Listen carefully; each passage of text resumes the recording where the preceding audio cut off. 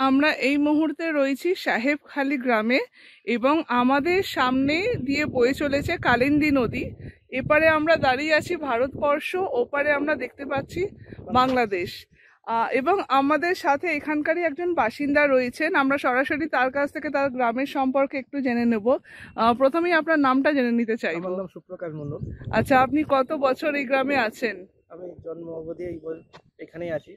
আচ্ছা, তো আপনার গ্রাম তো খুবই সুন্দর, আমাদের খুবই সুন্দর লাগলো। তো একটু যদি আপনার গ্রামের সম্পর্কে বলেন। মানে আমরা দেখতে এই সাহেবখালী স্কুলটা যিনি প্রতিষ্ঠাতা ভদ্রলোক ছিলেন নিত্যানন্দ সেনগুপ্ত।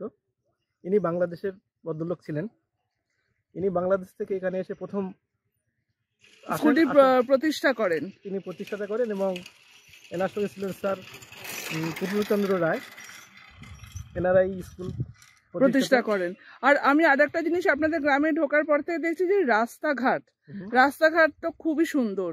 মানে একটা জিনিস যে দুটো গাড়ি পাশাপাশি হয়তো যেতে পারবে না, সেটা একটা অসুবিধার মধ্যে পড়তে হবে, কিন্তু রাস্তাগুলো মোটামুটি বাঁধানো। হ্যাঁ, মেন রোড থেকে যে রাস্তাগুলো ঢুকেছে সেগুলো মেন সমস্যা হচ্ছে এলাকায় একটু জলের সমস্যা আছে।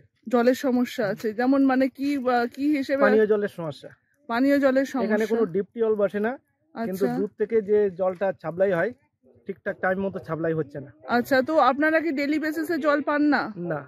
তাহলে আপনার পানীয় জলের জন্য কি করেন? পানীয় জলের জন্য ধরুন আজকে হয়তো জল দিচ্ছে, এখান থেকে দুদিন পরে জল দিল, আজকে জলটা ধরে যেটুকু জল রাখা যাবে সেইটুকু, তারপরে বাদ বাকি না হলে টিউবওয়েল থেকে আনতে হবে। সেটা কতটা পথ আপনাদেরকে অতিক্রম করতে হয়?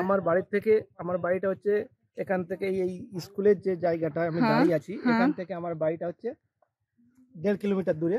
আচ্ছা। আর এখান থেকে টিউবওয়েলটা হচ্ছে আমার বাড়ির থেকে 3 কিলোমিটার ডিস্টেন্স। তাহলে আপনাদেরকে ওই 3 কিলোমিটার ডিস্টেন্স হাঁটা পথে গিয়ে জল আনতে হয়। আচ্ছা, আমরা শুনছি এই গ্রামের কথা, খুবই সুন্দর গ্রাম। আপনাদেরকে আরো একবার এই গ্রামের ছবি আমরা দেখিয়ে দেওয়ার চেষ্টা করব। এবং উনি যেটা বলছেন যে 3 কিলোমিটার ওনাকে পানীয় জলের জন্য অনেক সময় হেঁটে যেতে হয়। স্বাস্থ্য পরিষেবাটা একদমই নেই। একটা হসপিটাল আছে, কোনো কারণেই সেখানে কোনো মানে ডাক্তার নেই। ডাক্তার থাকে না, কোনোদিনই থাকে না? না। আচ্ছা, তাহলে এখানে স্বাস্থ্য পরিষেবার জন্য আপনাদের এখান থেকে আপনি এই যে সামনে 1/2 কিলোমিটার গেলেই হসপিটালটা। আচ্ছা।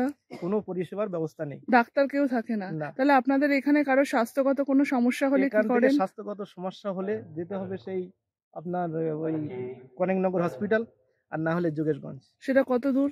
যোগেশগঞ্জ এখান থেকে 12 কিলোমিটার। আর অন্য হসপিটাল যেটা বললেন? আপনার কনেকনগরে যেতে গেলে এরকম 13-14 কিলোমিটার হবে।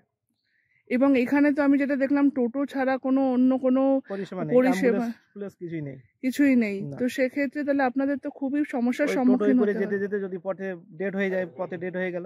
আচ্ছা, আমরা এখানকারই সাহেবখালীর একজন বাসিন্দার সঙ্গে কথা বললাম এবং উনি 3টে মেজর সমস্যার কথা যেটা আমাদের সামনে তুলে ধরলেন। একটা হচ্ছে জল, পানীয় জল, ইলেকট্রিসিটি, এবং আরেকটা হচ্ছে স্বাস্থ্য ব্যবস্থা। আমরা চেষ্টা করব যাতে এই ব্যাপারে ওনাদেরকে যদি কোনো সাহায্য করা যায়। সাহেবখালী থেকে এএনএম নিউজের জন্য। আরও খবরের আপডেট পেতে সাবস্ক্রাইব করুন আমাদের ইউটিউব চ্যানেলটি আর বেল আইকনে ক্লিক করুন নোটিফিকেশনস পেতে।